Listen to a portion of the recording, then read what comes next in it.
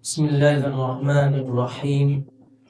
Assalamualaikum warahmatullahi wabarakatuh.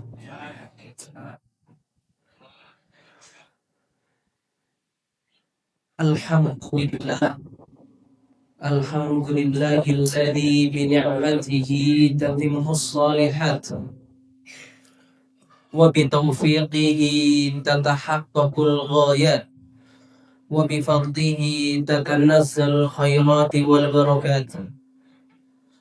Asyhadu an la ilaha illallah wahdahu la syarika lah wa asyhadu anna Muhammadan abduhu wa rasuluh la nabiyya wa la rasula ba'dah. Allahumma salli wa sallim wa an'im wa barik ala nabiyyina Muhammad wa ala alihi wa ashabihi wa man ihtada bihadihi ila yaumiddin. Amma ba'd. Bapak Ibu yang semoga Allah rahmati dan cintai, alhamdulillah segala puji kita aturkan kepada Allah Subhanahu wa taala yang mana telah memberikan kita nikmat Islam, nikmat iman, nikmat kesehatan, sehingga pada pagi hari ini kita bisa rawuh, kita bisa datang untuk ngaos sareng-sareng, untuk pengajian, untuk mengecas iman kembali. Semoga datangnya kita ke tempat ini, ke masjid ini, ke rumahnya Allah Subhanahu wa taala ini bisa mengukurkan dosa-dosa kita. Amin amin ya rabbal alamin. Datangnya kita ke masjid ini, ke rumahnya Allah ini, semoga bisa mengangkat derajat kita dari Allah Subhanahu wa taala. Amin amin ya rabbal alamin. Salawat bertambahkan salam tak lupa kita haturkan kepada junjungan kita Nabi Agung Muhammad sallallahu alaihi wasallam, karena beliau telah membawa kita dari zaman jahiliyah menuju zaman yang terang benderang, zaman yang penuh cahaya Islam. Semoga kita adalah semuanya mendapatkan syafaat beliau di yaumil qiyamah. Amin amin ya rabbal alamin. Bapak Ibu para rawuh yang ingkang semoga Allah rahmati dan cintai, alhamdulillah kita bisa bertemu kembali di bulan Syawal ini. Karena kita masih di bulan Syawal, maka kami mengucapkan selamat Hari Raya Idul Fitri 1447 Hijriah. Minal aidin wal faizin, mohon maaf lahir dan batin. Taqabbalallahu minna wa minkum, taqabbal ya karim. Semoga Allah Subhanahu wa taala menerima segala amalan-amalan ibadah terbaik kita di bulan suci Ramadan. Amin amin ya rabbal alamin. Bapak Ibu yang semoga Allah rahmati dan cintai, karena kita ini masih di bulan Syawal, maka pada hari ini kita akan membahas tema peristiwa-peristiwa apa saja yang terjadi di bulan Syawal. Dan apa sih arti dari bulan Syawal tersebut? Kenapa orang Arab menamai dengan bulan Syawal? Kalau yang sebelumnya adalah bulan Ramadan. Kalau kita tilik di bulan Hijriah ini, bulan Syawal niku bulan keberapa Bapak Ibu? Bulan ke-10. Jadi Ramadan. Karena setelah bulan Syawal ini bulan Dzulqa'dah, Dzulhijjah. Kemudian baru masuk tahun baru 1448 Hijriah. Jadi bulan Syawal ini ternyata bulan ke-10. Ya, bulan yang ke-10. Kemudian apa sih arti Syawal? Apa arti kata Syawal? Para ulama kitab, diantaranya Ibnu Allan Asy-Syafi'i beliau mengatakan, kenapa dinamakan penanaan bulan Syawal? Itu diambil dari kata syalatil ibil. Syalatil ibil. Ya. Yang artinya apa? Onta itu mengangkat atau menegakkan ekornya. Syalatil ibil. Dari syala yasilu syawal.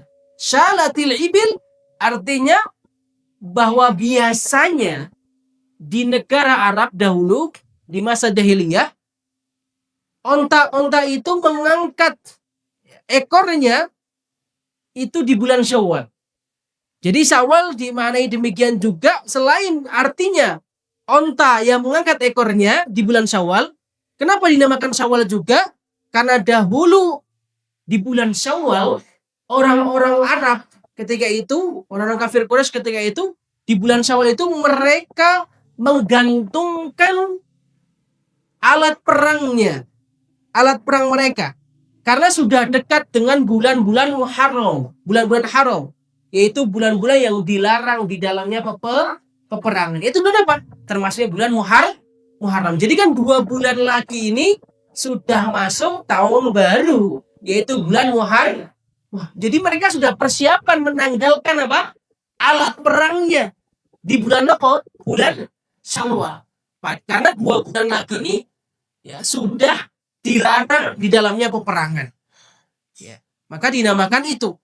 Ya, maka bulan Syawal dinamakan juga antara itu. Antara karena yang pertama tadi bahwa keadaan onta ketika itu mengangkat ekornya, itu yang pertama. Yang kedua, karena di bulan Syawal itu orang-orang Arab sudah meletakkan tanda istirahat lah. Sudah tanda istirahat, persiapan untuk istirahat untuk tidak melakukan peperangan. Ya.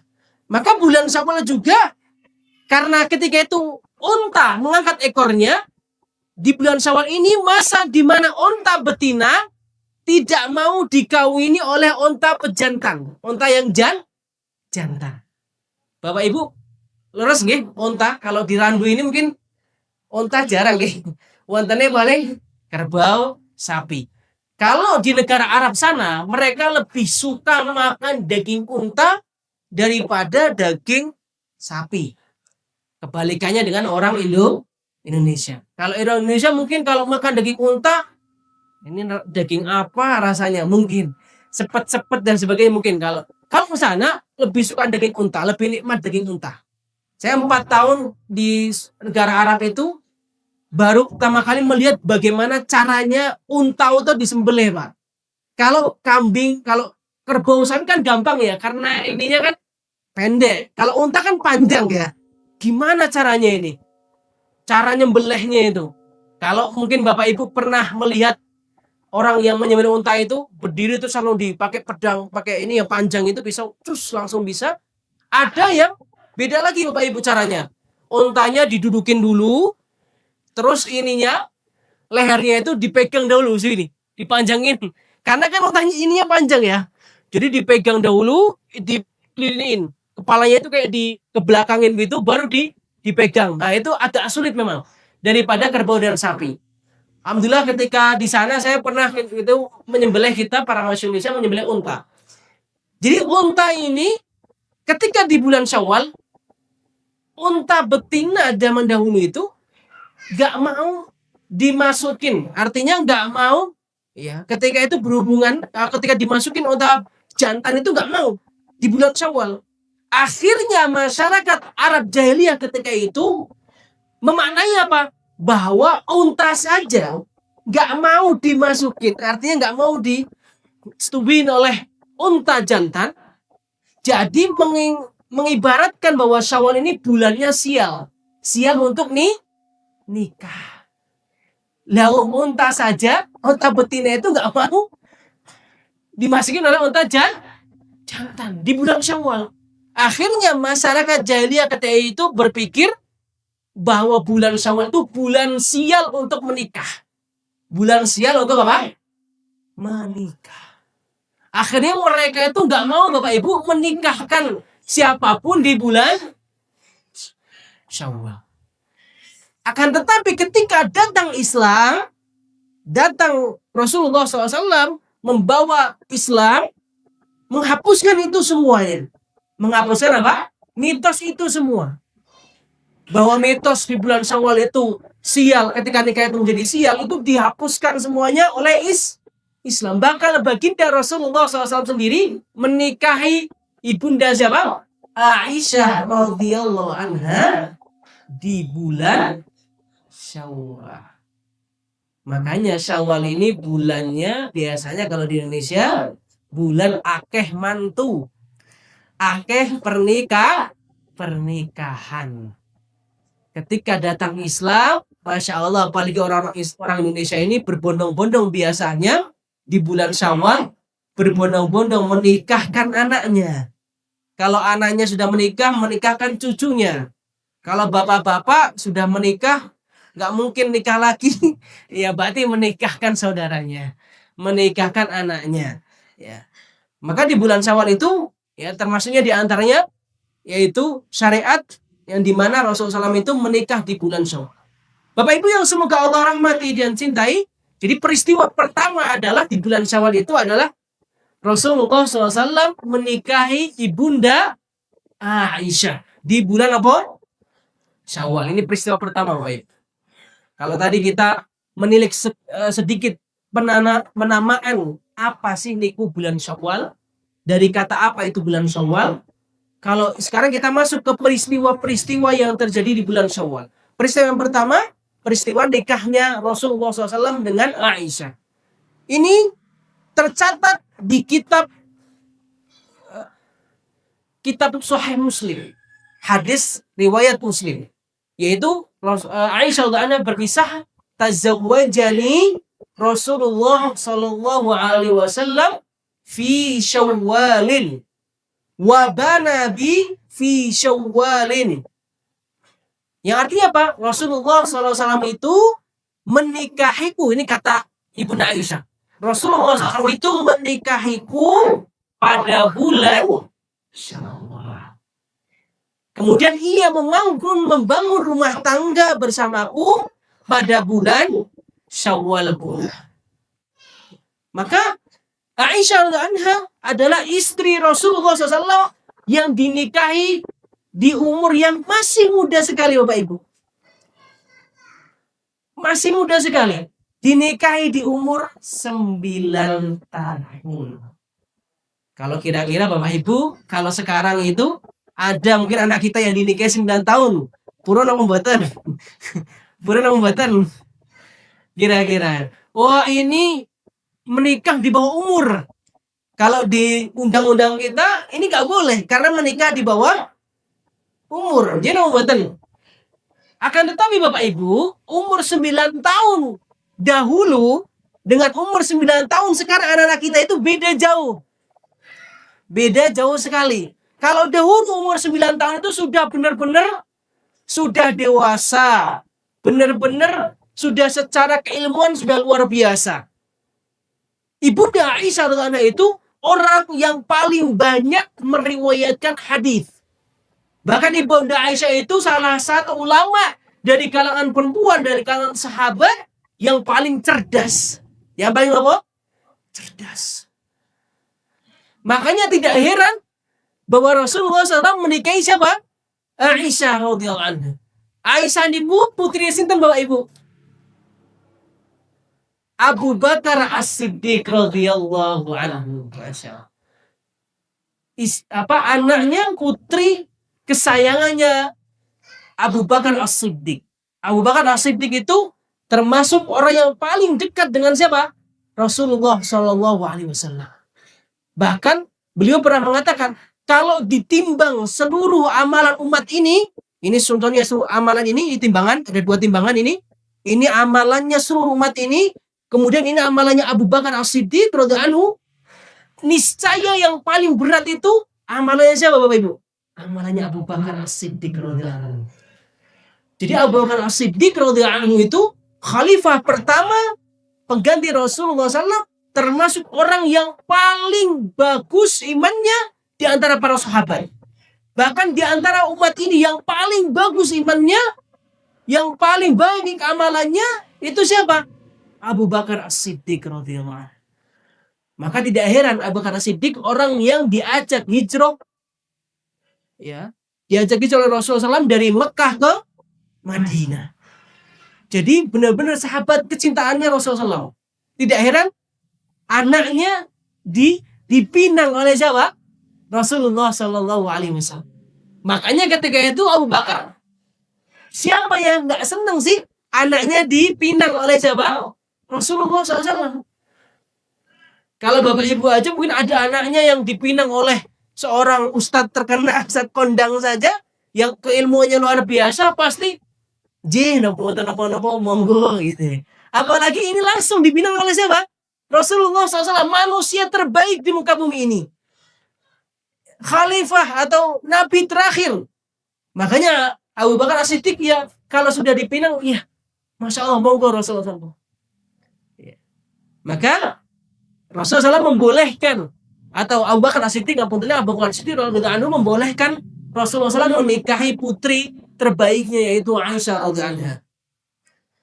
Kemudian para ulama kita Imam Nawawi rahimahullah menjelaskan ketika menjelaskan hadis tadi di dalam hadis ini kata beliau terdapat anjuran untuk kita menikah atau menikahkan. Untuk apa? Menikah atau menikahkan di bulan Syawal.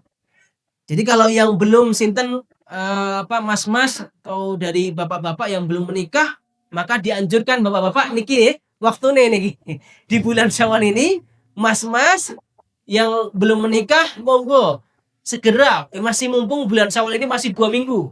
Masih sisa 2 mingguan lagi. Ya. Monggo mas-mas yang belum menikah nikahlah segera di bulan Syawal.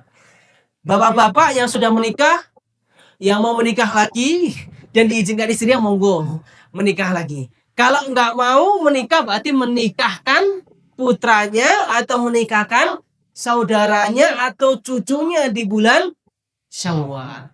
Maka 2 minggu lagi masih ada waktu.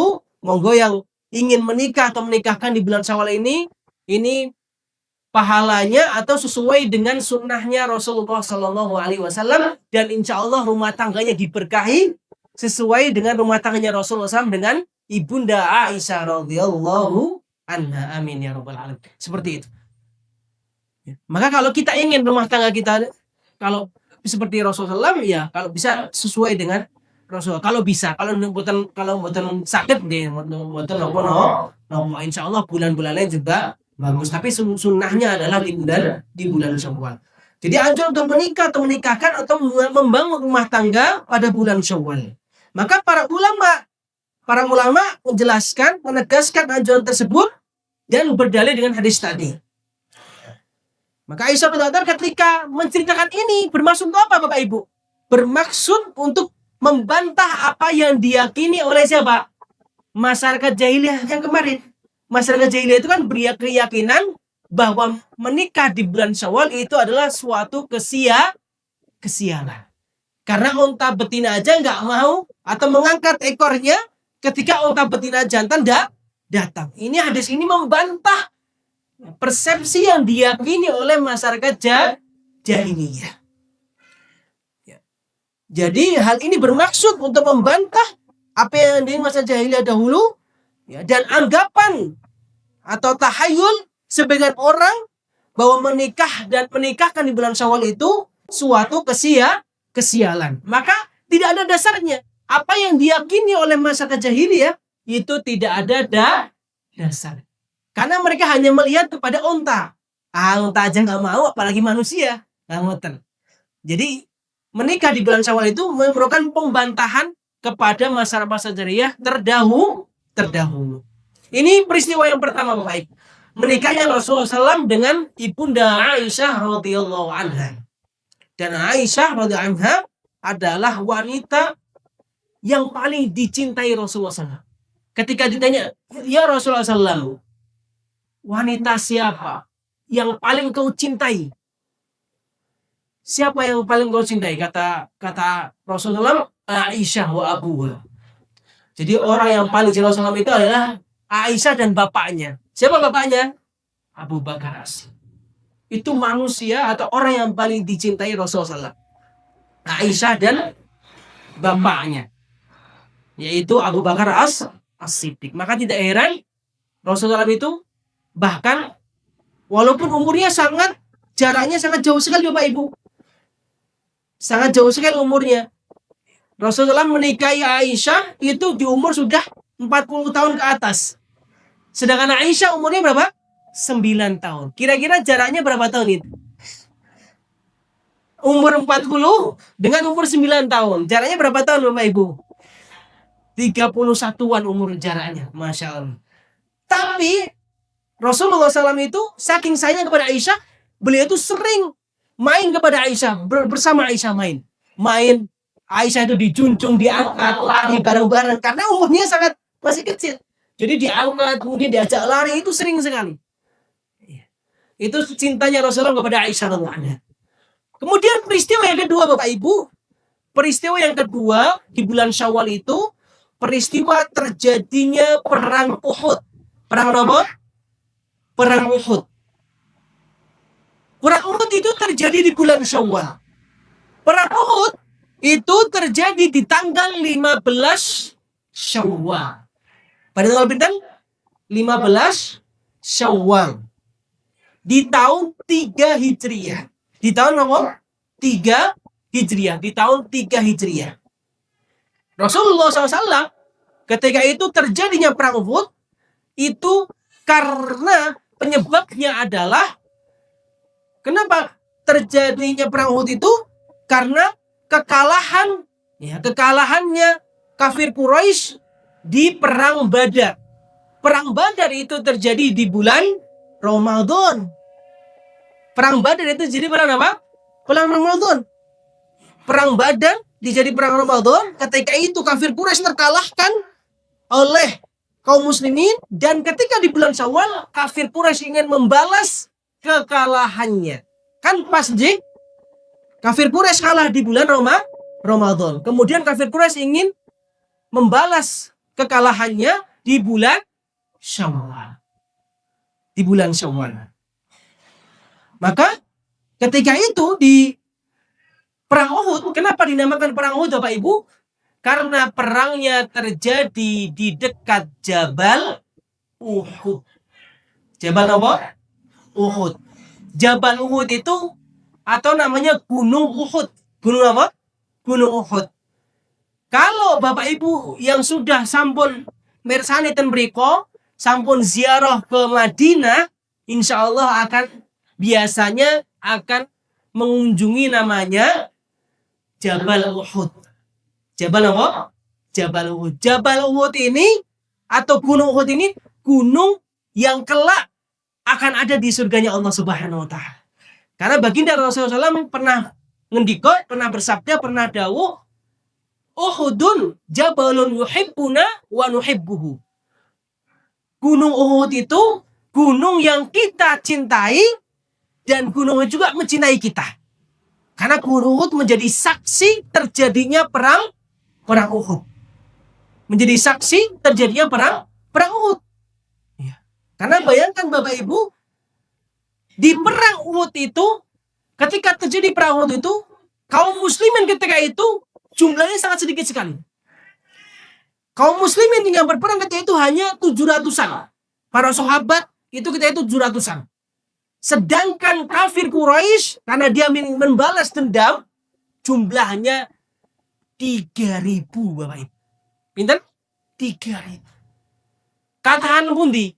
Katahan kafir Quraisy atau kaum muslimin? Kafir Quraisy 3.000, bayangkan. 3.000 lawan 700. Kalau dipikir-pikir dengan akal, bisa menang betul? Bisa menang apa betul? Betul. Secara jumlah saja sudah jauh sekali perbedaannya.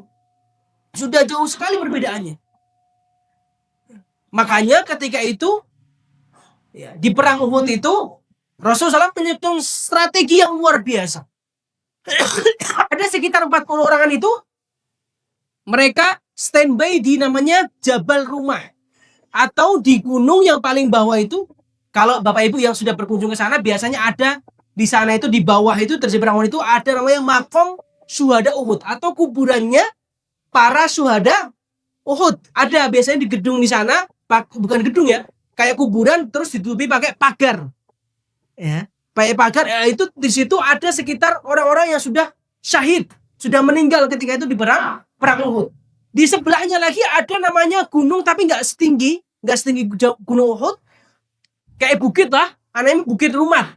Di situ bukit yang dimana para pemanah suruh standby ketika itu. Suruh standby. Ketika itu disuruh standby di Jabal Rumah itu.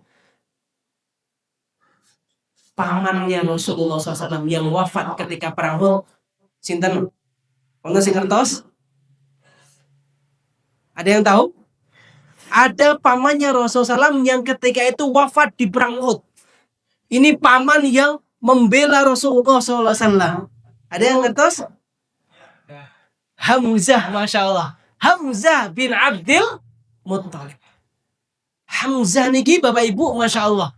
Hamzah itu syahid di perang Uhud. Ceritanya Hamzah ini itu benar-benar sudah diincar oleh namanya Wahsy. Wahsy ini mengincar Hamzah karena disuruh oleh majikannya, karena majikannya ini benar-benar jengkel sama Hamzah. Karena di perang Badar, Hamzah ini membunuh bapaknya majikannya. Majikannya siapa? Wahsy. Wahsy kita itu menjadi budak, dan Wahsy ini yang pembunuh Hamzah ini terkenal lihai dalam apa? Panah. Sangat lihai sekali ketika memanah. Jadi ketika perang mulai, Wahsy ini yang di barisan kafir Quraisy itu sudah mengincar benar-benar siapa? Hamzah. Diincar benar-benar Hamzah. Ketika perang mulai, yang dituju benar-benar, oh ini Hamzah di situ paling pojok. Langsung dengan panahannya diintai, cus. Kena benar Bu. Terkena langsung di dadanya siapa? Hamzah ketika itu.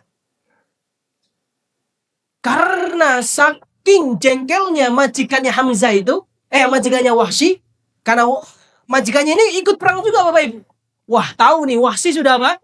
Sudah bisa panahannya terkena di siapa? Badannya Hamzah. Ketika itu majikannya langsung mendatangi Hamzah. Saking jengkelnya Bapak Ibu dengan siapa? Hamzah itu. Ya, panahannya diambil, dadanya dibelah, hatinya dimakan mentah-mentah oleh majikannya siapa? Wahsy. Saking apa? Jengkelnya.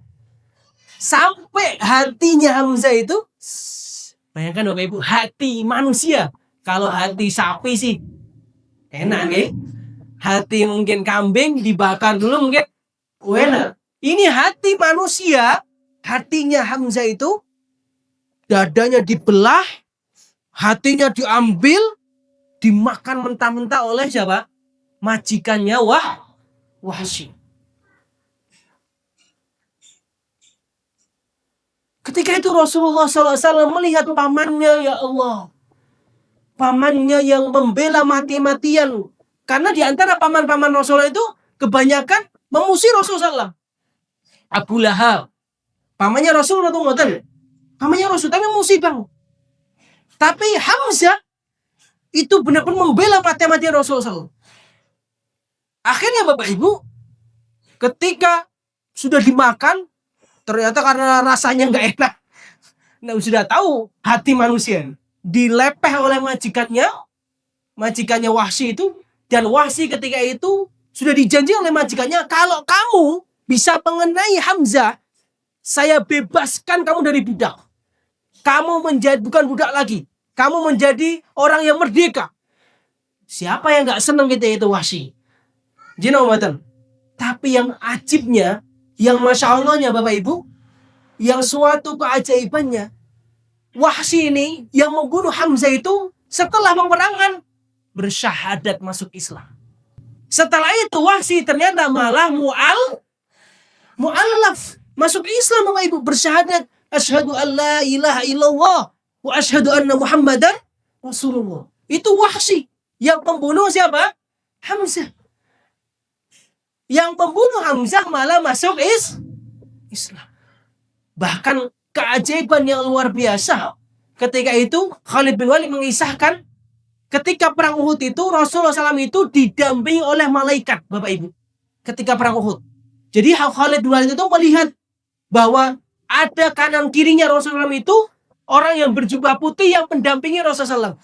Ketika di perang Uhud. Jadi perang Uhud itu bukan hanya para sahabat yang turun, tapi juga para malaikat.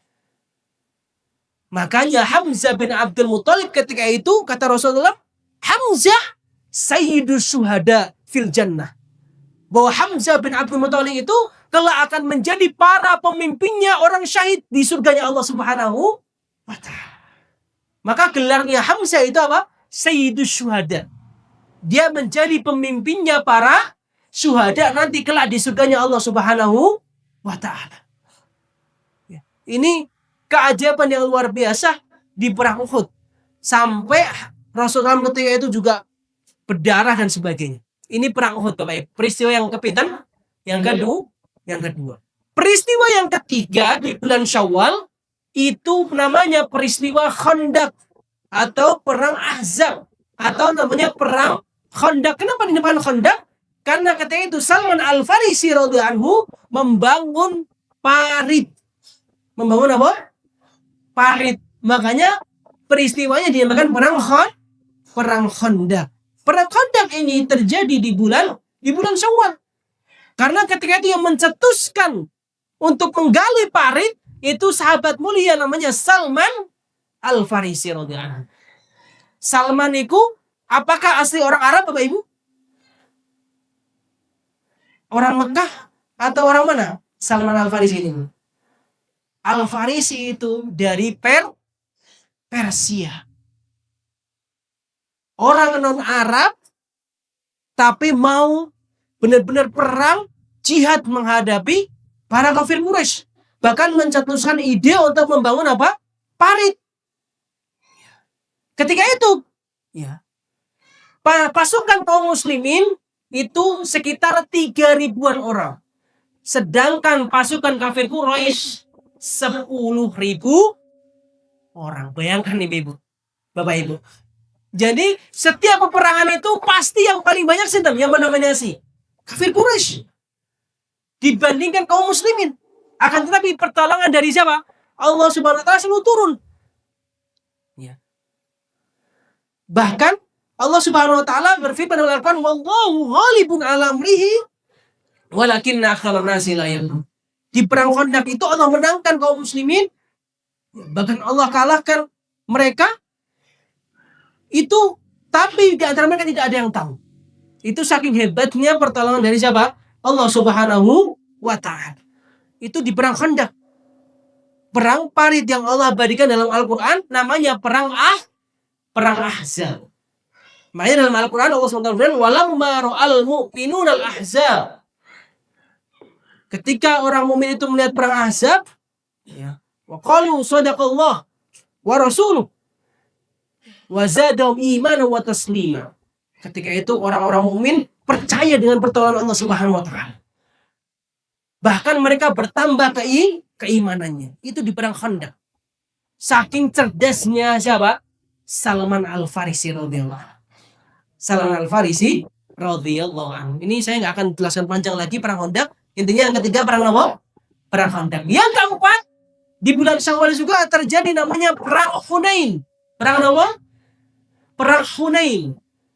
Perang Hunain ini terjadi di bulan Syawal Bapak Ibu. Perang Hunain itu terjadi di tahun ke-8 Hijriah. Di tahun ke-8 Hijriah. Ketika itu kaum muslimin menghadapi namanya suku Hawazin dan suku Thaqif. Dua suku yang tinggal di sebelah timur Laut Mekah.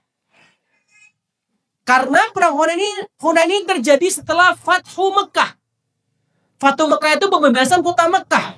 Rasulullah SAW ketika setelah hijrah ke Madinah, beliau kembali ke kota Mekah untuk membebaskan kota Mekah. Yang Allah sebutkan dalam Al-Quran sebagai Fathan Mubina. Allah SWT berfirman, "Inna fatahna laka fatham mubina." Fathan Mubina ini namanya Fathu Mekah.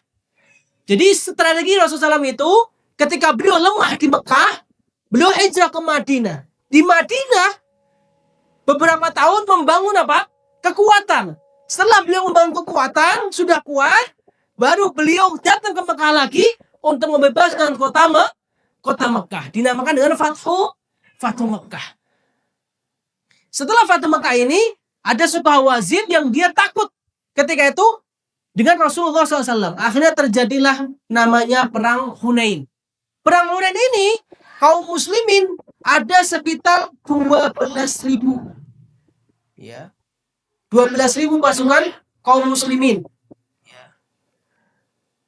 12.000 lumayan banyak Bapak di perang Hunain ini. Pasukan kaum muslimin 12.000 karena 2000-nya itu diantaranya berasal dari kafir Quraisy Mekah. Ya. Tapi perang Hunain ini juga dimenangkan oleh kaum muslimin. Dimenangkan oleh kaum muslimin. Ya, di perang Hunain. Kemudian yang terakhir, yang kelima, Bapak Ibu, bulan Syawal ini adalah anjuran atau turunnya hadis bahwa Rasulullah SAW anjuran untuk berpuasa di bulan Syawal. Rasulullah SAW bersabda, "Man shoma Ramadhana thumma atba'u shitta min Syawal kana kasiyamid dahr." Rasulullah SAW bersabda, barang siapa yang berpuasa Ramadan kemudian dia mengikuti atau setelahnya berpuasa 6 hari di bulan Syawal, maka pahalanya seperti berpuasa 1 tahun penuh. Nah, ini pahalanya seperti 1 tahun. Ini diantara maha rahmannya Allah, maha rahimnya Allah, kasih sayang Allah Subhanahu wa ta'ala kepada kita hambanya. Puasa Ramadan itu berapa? 30 hari. Kemudian ditambah 6 hari. Berapa mati? 36 hari. Puasa 36 hari, tapi pahalanya seperti berpuasa 1 tahun penuh. Para ulama menjelaskan Bapak Ibu, apa artinya? Bahwa 30 hari kita berpuasa itu seperti pahala puasa kita berpuasa kurang lebih 10 bulan. 10 bulan. Kemudian puasa kita 6 hari itu dihitung seperti kita berpuasa 22 bulan. Jadi pas nggak pembuatan? Pas. Jadi setahun atau 12 bulan. Puasa kita Ramadan yang 30 hari itu dihitung 10 bulan. Kemudian puasa kita yang 6 hari itu dihitung 2 bulan. Jadi kita berpuasa, Masya Allah, walaupun kita setahun itu gak berpuasa Senin Kamis, gak puasa Daud, tapi sudah dicatat pahala puasa selama 1 tahun penuh. Ini diantara kasih sayang Allah Subhanahu wa ta'ala kepada hambanya. Ya. Maka di bulan Syawal kita masih sisa sekitar 2 mingguan lagi kurang lebih.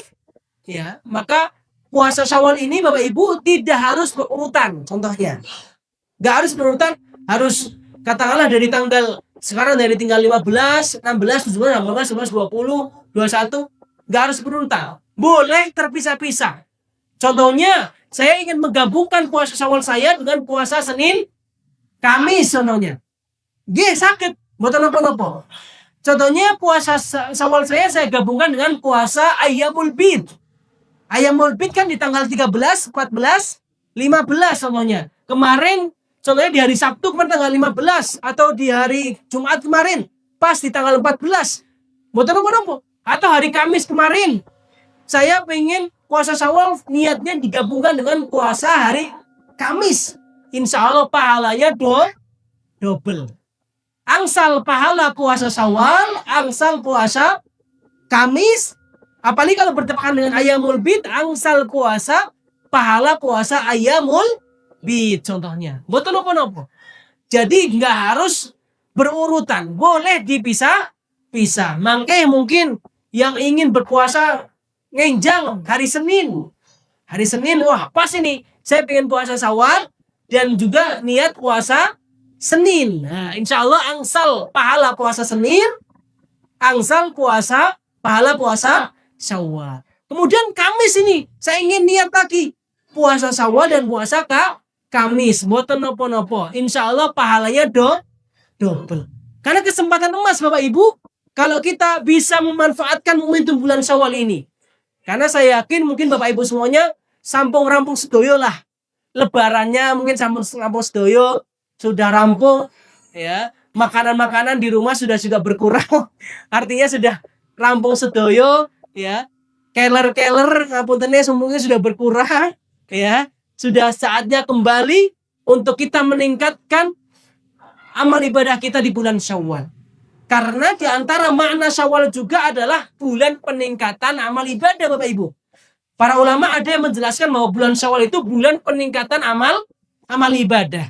Artinya bulan Syawal itu bulan kembali kita meningkatkan ibadah. Jangan sampai kita Ramadan semangatnya luar biasa.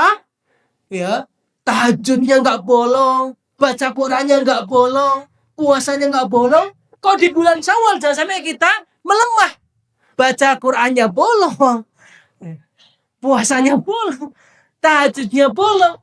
Kalau bisa kita tingkatkan terus, karena kata ulama bahwa man ya'budu, barang siapa yang menyembah karena bulan atau Tuhannya bulan Ramadan itu sama dengan Tuhannya bulan Syawal. Jangan sampai ibadah kita hanya rajinnya di bulan Ramadan, kemudian melemah di bulan Syawal, tambah melemah lagi bulan Dzulqa'dah, tambah lagi bulan Dzulhijjah. Tapi kita harus pompa terus, seakan-akan setiap bulan itu seperti bulan Ramadan. Kalau semangat kita di setiap bulan sama seperti bulan Ramadan, insya Allah ibadah kita semakin kencang. Ya, maka di bulan Syawal ini minimal kita puasa kembali, baca Quran juga jangan sampai ditinggalkan, minimal sehari 1 lembar. Kemudian sholat tahajudnya kita tingkatkan, walaupun cuma 2 rakaat sebelum subuh. Sholat duhanya aja, kalau bisa tetap istiqomah, walaupun hanya 2 rakaat, 2 rakaat. Boten nopo-nopo, yang penting istiqomah, walaupun sekedik, walaupun hanya 2 rakaat, walaupun baca Qurannya hanya 1 lembar, yang penting tetap istiqomah. Maka tadi Bapak Ibu 5 peristiwa di bulan Syawal. Ya, yang pertama tadi nopo? Menikahnya Aisyah radhiyallahu anha dengan Rasulullah SAW di bulan Syawal. Yang kedua nopo? Terjadinya perang Uhud. Ya. Di perang Uhud ini terjadi tanggal 15 Syawal di tahun ketiga Hijriah. Terjadi di bulan Syawal, perang Uhud. Kemudian yang ketiga perang apa Bapak Ibu? Perang Khandaq atau perang Ahzab namanya kalau dalam Al-Quran, yang di mana Rasulullah itu ya membuat parit. Membuat apa? Parit. Atas idenya siapa? Salman Al-Farisi. Perang Khandaq. Kemudian yang keempat terjadi apa? Perang Hunain. Perang apa? Perang Hunain. Perang Hunain ini terjadi ya di sebelah timur laut Mekah. Yang ini terjadi setelah Fatu Mekah. Terjadinya di kota Mekah ini Bapak Ibu. Kalau perang Hunain. Kalau perang Uhud itu kemudian perang Khandaq itu terjadi di kota Madinah. Jadi kalau Uhud sama Khandaq itu di mana? Di Madinah. Tapi kalau Hunain di kota Mekah. Itu yang keempat. Yang kelima atau adanya syariat untuk kita diperintahkan untuk berpuasa di bulan Syawal. 6 hari di bulan Syawal. Semoga 5 peristiwa tadi bisa kita ambil pelajaran yang luar biasa dari 5 peristiwa tadi, dan semoga Allah SWT istiqomahkan kita untuk selalu beribadah, ya, untuk minimal beribadah membaca Al-Quran, istiqomah baca Al-Quran, istiqomah untuk salat tahajud, istiqomah salat duha di bulan Syawal ini, dan semoga Allah SWT mudahkan kita semuanya untuk beribadah dengan amalan terbaik di bulan Syawal ini, dan semoga Allah SWT mudahkan kita juga yang belum menikah untuk bisa menikah di bulan Syawal ini. Untuk Bapak Ibu, semoga anak-anaknya juga bisa menikah di bulan Syawal ini. Amin.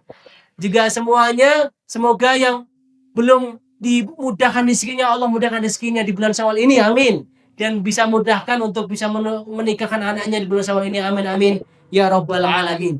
Mungkin cukup sekian Bapak Ibu pengajian kita pada pagi hari ini. Mungkin kalau ada pertanyaan yang ingin bertanya, monggo saya persilakan untuk sesi pertanyaan. Kalau tidak ada, kita tutup pertemuan kita pada pagi hari ini.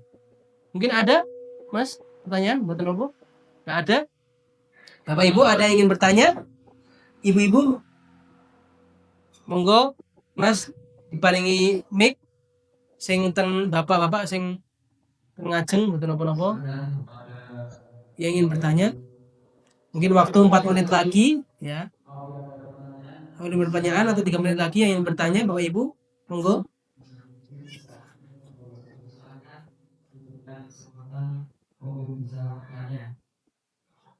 Cukup, J? Masya Allah ya. Kalau tidak ada yang bertanya, insya Allah semuanya sudah paham, Masya Allah. Dan ini penduduk Randu ini insya Allah semuanya masuk surga bareng-bareng, amin. bersama baginda Rasulullah Shallallahu Alaihi Wasallam, insyaallah. Jadi sampun je. Baik, matur nuwun atas perhatian Bapak Ibu semuanya. Kalau ada salah, kami mohon maaf sebesar-besarnya. Sekali lagi, di bulan Syawal ini, saya pribadi mengucapkan mohon maaf lahir batin, Bapak Ibu. Kalau kula mungkin salah dari segi perbuatan, dari segi perkataan, kula ngapurane sekata-katipun sedaya kelapatan-kelapatan kula nyuwun agunge pangapunten. Sami-sami Bapak Ibu. Mohon maaf lahir batin, taqabbalallahu karim minal aidin wal faizin. Matur nuwun atas perhatian. Nasrun minallahi fatun qarib wa basyiril mu'minin. Wassalamualaikum warahmatullahi wabarakatuh.